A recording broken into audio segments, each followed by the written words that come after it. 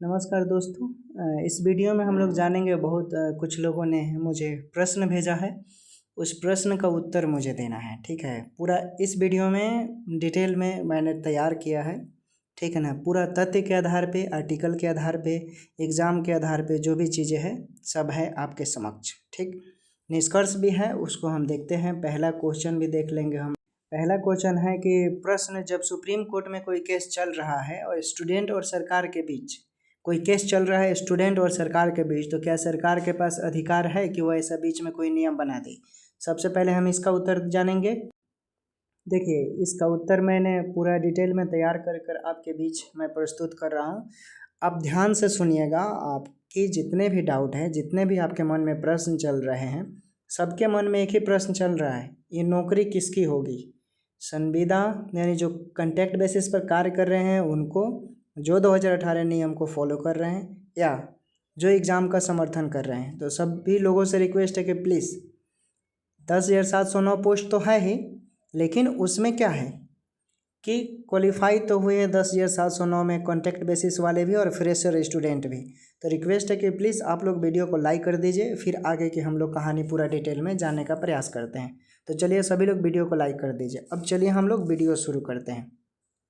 पहला जो प्रश्न था उसका उत्तर है कि सुप्रीम कोर्ट में किसी मामले की सुनवाई के दौरान, यानी सुप्रीम कोर्ट में स्टूडेंट और सरकार के बीच कोई केस चल रहा होता है, तो क्या राज्य सरकार के पास कोई अधिकार है ऐसा कि बीच में वो नियम बना दे कोई? तो देखिए, सबसे पहले अगर हम संवैधानिक अधिकार की बात करें, संवैधानिक तौर पे, ठीक है, तो देखिए सरकार को विधायिक शक्तियाँ प्राप्त है। सभी लोग अगर जनरल कंपटीशन का तैयारी करते होंगे तो पॉलिटी पढ़े होंगे, और वह नए कानून बना सकता है या सेक्शन सीआरपीसी का जो बुक है नया बीएनएस के तहत मौजूद कानूनों में संशोधन कर सकती है, भले ही कोई मामला कोर्ट में लंबित हो। ठीक, संवैधानिक अधिकार के तौर पे। निष्कर्ष पे हम लोग पहुंचेंगे बाद में कि कंक्लूजन क्या निकल रहा है। पहले हम डिटेल जानने का प्रयास करते हैं। देखिए, अधिनायकवादी हस्तक्षेप नहीं कर सकती है। अधिनायक यानी अधिकार के तहत, यानी अगर कोई मामला सुप्रीम कोर्ट में विचाराधीन है, यानी सब जस्टिस है, तो सरकार ऐसा कानून नहीं बना सकती है जो न्यायालय के अधिकार क्षेत्र में दखल दे या किसी विशेष मामले के फैसले को अप्रभावी बनाने की कोशिश करता है। ठीक, ये क्लियर हो गया। उसके बाद सुप्रीम कोर्ट की समीक्षा का अधिकार है। आखिर सुप्रीम कोर्ट इस अधिकार को लेकर अपना क्या समीक्षा दे सकता है? तो देखिए, यदि सरकार कोई नया कानून बनाती है और वह संविधान के विरुद्ध पाया जाता है या न्यायिक प्रक्रिया को प्रभावित करता है, तो सुप्रीम कोर्ट उस कानून को असंवैधानिक घोषित कर सकता है। फैक्ट क्लियर हुआ। उसके बाद अगला हमारा तथ्य है कि संवैधानिक संशोधन और नीतिगत निर्णय, यानी सरकार अपनी नीतियों में बदलाव कर सकती है, लेकिन वह न्यायिक प्रक्रिया का अनादर नहीं कर सकती है। यदि नया नियम प्रभावित पक्षों के अधिकारों का उल्लंघन करता है तो उसे सुप्रीम कोर्ट में चुनौती दी जा सकती है, जैसे कि दिया गया है। ठीक, अब संक्षेप में समझिए, सरकार के पास कानून बनाने की शक्ति है, लेकिन वो ऐसा कोई नियम नहीं बना सकती है जो न्यायालय की स्वतंत्रता को प्रभावित करे या किसी केस के फैसले को अप्रत्यक्ष रूप से नियंत्रित करने की कोशिश करे। अब जब सुप्रीम कोर्ट में कोई केस चल रहा होता है तो क्या बिहार सरकार यानी राज्य सरकार के पास अधिकार होता है कि क्या वह नियम बदल सकता है नौकरी से संबंधित? ये प्रश्न किसी ने भेजा है हमारे पास। तो देखिए, देख लीजिए आप, अगर आप वीडियो देख रही हैं तो कमेंट भी कर सकती हैं।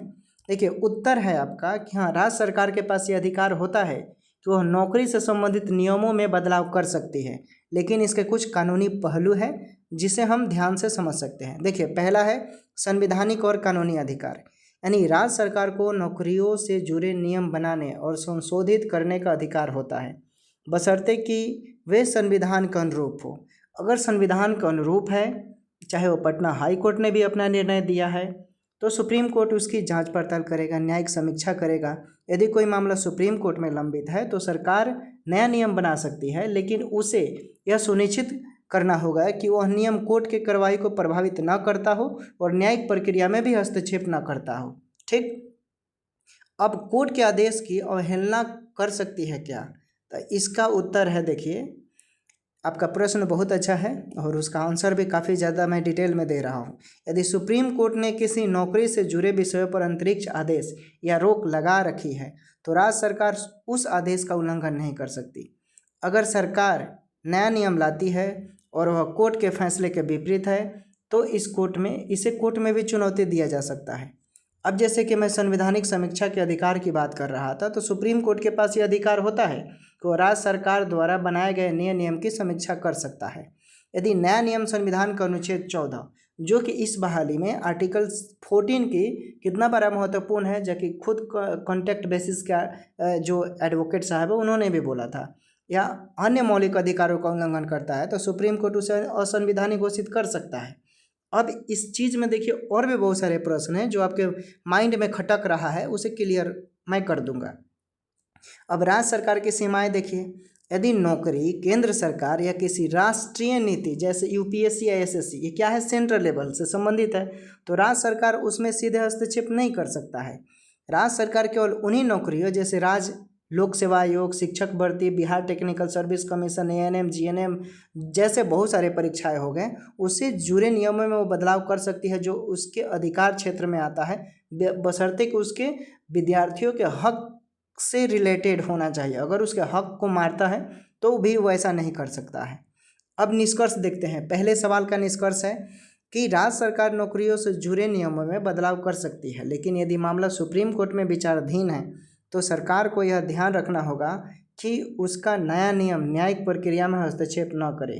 अगर कोर्ट को लगे कि नया नियम न्याय के खिलाफ है या संविधान का उल्लंघन करती है तो वह इसे रद्द कर सकता है, ठीक ना।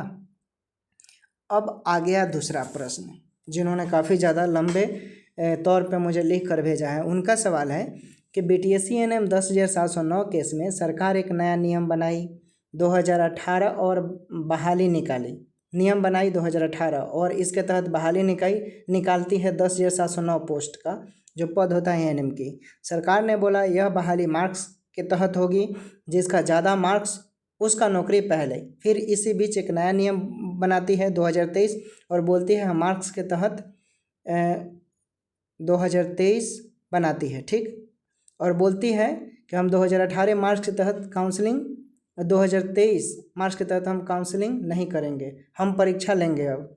जबकि 2022 में फॉर्म भरवा लिया और काउंसलिंग भी करवा लिया था। फिर एक साल बाद 2023 में नियम बनाकर बोला परीक्षा के तहत होगा, फिर परीक्षा लिया, उसमें स्टूडेंट पास हुए। अपना बीटीएससी ने अपने साइट पर रिजल्ट घोषित कर दिया, डॉक्यूमेंट वेरिफिकेशन करवाया।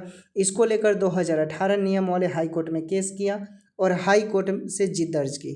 फिर 2023 वाले सुप्रीम कोर्ट पहुंचे। अगली सुनवाई 15 अप्रैल 2025 को है। इस बीच सरकार एक नियम बना दी 2025 नियम, यानी उसमें बोला कि 2018 और 2023 नियम को निरस्त कर दिया जाता है। सरकार बोलती है कि हम 2025 के तहत करेंगे। अब बताइए इसमें किसके पक्ष में निर्णय मिलेगा। चलिए, आपका बहुत अच्छा सवाल है, ठीक है मनोरमा कुमारी, ठीक, आपका सवाल बहुत अच्छा है। देखिए मैं आपके उत्तर का सवाल देता हूँ। देखिए इस केस में सुप्रीम कोर्ट का निर्णय कई कानूनी पहलुओं पर निर्भर करेगा और इसे हम अच्छा से समझने का प्रयास। मूल विवाद क्या है, सबसे पहले देखिए आपके जो प्रश्न हैं उसको मैं आपको स्पष्ट करना चाहता हूँ कि 2018 नियम एएनएम भर्ती यानी मेरिट बोला जाता है कि ये क्या मार्क्स के आधार पर होना है। 2022 सरकार ने इस नियम के तहत आवेदन लिया और काउंसलिंग करवाई। 2023 नियम सरकार ने भर्ती प्रक्रिया बदलकर परीक्षा आधारित कर दी। 2023 में परीक्षा के बोला जाता है, परीक्षा करवाई गई, परिणाम घोषित हुआ और दस्तावेज सत्यापन कर दिया गया। हाई कोर्ट का फैसला आता है। हाई कोर्ट ने 2018 नियम को सही माना और 2023 नियम को खारिज कर दिया। सही है। सुप्रीम कोर्ट में अपील होती है। 2023 नियम को सही ठहराने के लिए सुप्रीम कोर्ट में अपील की गई।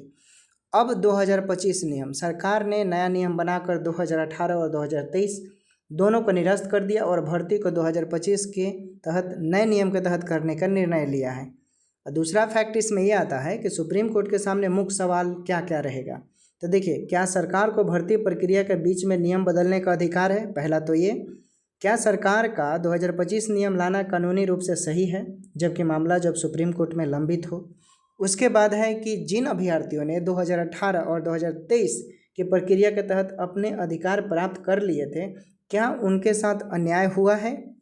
ठीक, अब कानूनी विश्लेषण अगर हम करें तो इसमें देखते हैं। सबसे पहले सरकार का नियम बदलने की शक्ति पर हम विश्लेषण करेंगे।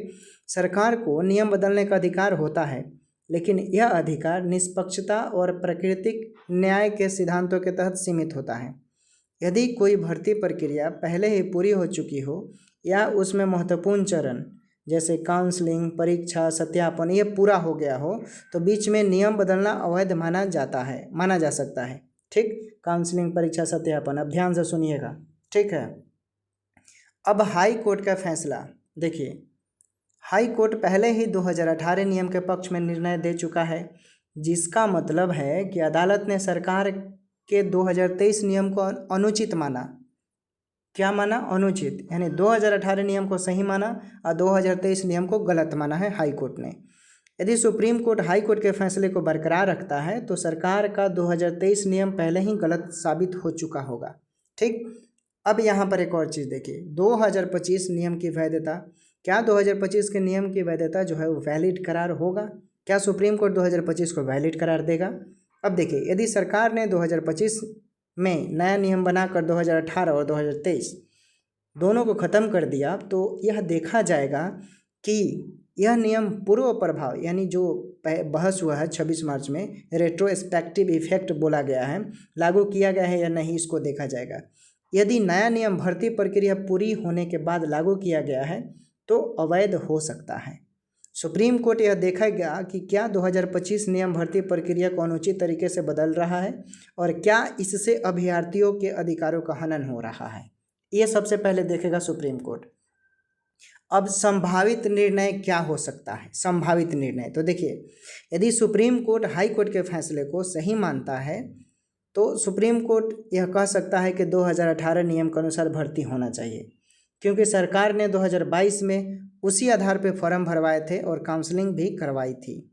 2023 और 2025 के नियमों को असंवैधानिक घोषित किया जा सकता है। सुप्रीम कोर्ट ये संभावित फैसला दे सकता है। अब आगे, अभी निराश मत होइए और पूरी बात सुनिए, पूरा वीडियो देखिए। न्यायालय सरकार को आदेश दे सकता है कि भर्ती प्रक्रिया 2018 के नियमों के तहत पूरी हो। यदि सुप्रीम कोर्ट सरकार के 2025 नियम को सही मानता है तब सरकार 2025 के नियमों के तहत भर्ती प्रक्रिया आगे बढ़ा सकता है। ठीक है, समझिएगा बात को। लेकिन इसमें उन अभ्यर्थियों के लिए राहत दी जा सकती है जिन्होंने 2018 या 2023 के प्रक्रिया के तहत पहले ही कोई कानूनी अधिकार जैसे परीक्षा में पास होना, दस्तावेज यानी डॉक्यूमेंट वेरिफिकेशन करवाना, ये सब प्राप्त कर लिया है।